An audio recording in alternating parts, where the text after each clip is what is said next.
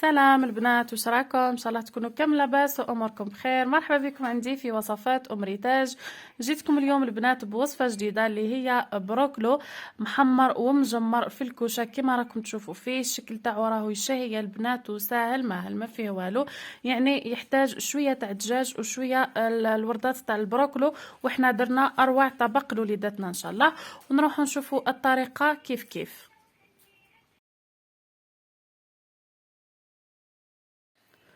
ونبداو الوصفه تاعنا بسم الله على بركه الله. عندي كميه تاع بروكلو، كل وحده دير على حساب افراد العائله تاعها. كنت فورته يا البنات مليح مع ورقه تاع رند وسنينه تاع ثوم وشويه تاع ملح.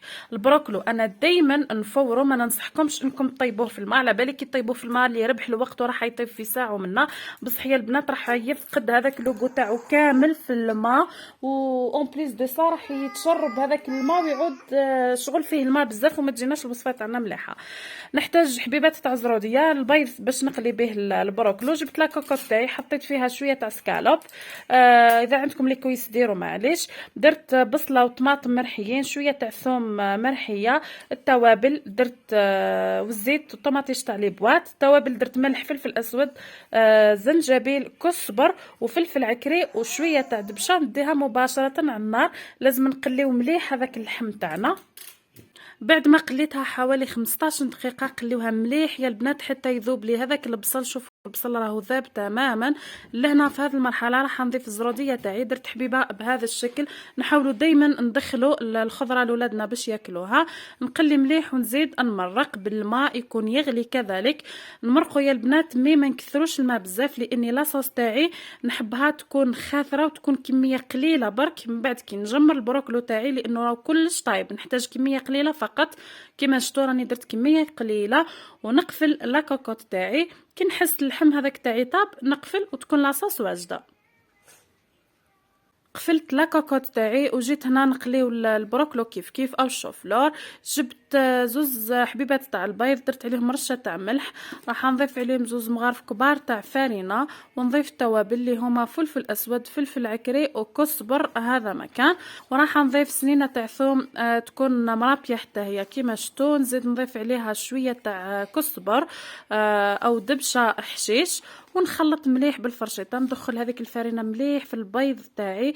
الخليط اللي نتحصلوا عليه يا البنات يكون شويه ثقيل، ماشي ثقيل بزاف، شويه برك يعني باش نقدروا نغمسوا هذوك الوريدات تاع الشيفلور تاعنا. ونروحوا نقليوهم كيف. قلات نحطوا فيها شويه تاع زيت، النار تكون متوسطه باش ما يتحرقش الشيفلور تاعنا. ونجيب الوريدات هذوك كيما شفتوا او الزهرات هذوك نحطهم عادي في الخليط هذاك تاع البيض والفارينه، ونديهم مباشره نحطهم في الزيت هذيك بعد ما تكون سخنت اكيد. بالطريقه هذه نهز هذاك الخليط تاع البيض والفارينه، نحاول اني نغطي كامل هذوك الوريدات تاعي تاع الشوفلور ونحطه في الزيت مباشره هكذا كيما شفتوا، يعني طريقه جد سهله. ونحمروا من الجوانب كامل بهذا الشكل. انا نكمل نطيبه كامل ونرجع لكم حبوباتي.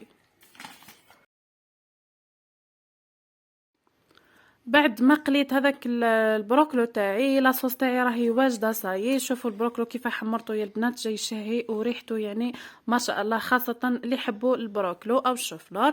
لهنا لاصوص تاعي كيما شفتوا راهي خثره يا البنات، نحب كميه قليله فقط. نجيب لو بلا بيركس تاعي او اي بلا عندك راح تدخليه للفرن، راح نحط كميه تاع لاصوص هذيك تاعي. ونجيب هذوك الوردات هذوك تاع الشيفلور نحطهم بهذا الطريقه، يعني نحطهم عشوائيا فوق هذيك لاصوص باش ندخلوها للفرن تتجمر لي. ونجيب هذوك دي طرونش هذوك تاع لي سكالوب نحطهم هكذا، ندير لهم يعني بلاصه ونحطهم باش يتجمروا لي حتى هما مع هذاك البروكلو. كيما شفتوا طريقه جد سهله يا البنات وتجي بزاف بنينه. بقات لي شويه تاع لاصوص نزيد نفرغها فوق هذاك البروكلو تاعي فقط. هذا ما كان يعني وصفه سهله بسيطه ما فيها حتى شيء، ماشي مكلفه بزاف. انا فقط كلمسه من عندي، جبت هنا زوز مثلثات تاع الفرomاج لافاشكيري، حطيتهم هكذا فقط عشوائيا وندخلوا للفرن يتجمر لي فقط، يتجمر ونحمروه من الفوق. انا نحبه محمر شويه. ونرجع لكم حبوباتي. ورجعت لكم البنات بعد ما تجمر لي هذاك البروكلو تاعي، عطيته تحميره خفيفه هكذا من الفوق. هنا في هذه المرحله اللي عندها فرomاج رابي تقدر بيلي فرomage. انا ما كانش متوفر عندي، درت فقط رشه خفيفه تاع دبشه، وهذا هو الشكل النهائي تاعو. شوفوا كيفاه تجمر لي، وبقات لي لاصوص هذيك تاعي حاجه خفيفه فقط في الكاع تاع لو بلا بيراكس تاعي. هذا هو الشكل النهائي، جا بزاف بنين يا البنات، جا محمر ومجمر في هذيك لاصوص اللي خاثره، جا كراف بنين. نتمنى ان شاء الله تعجبكم الوصفه. سلام.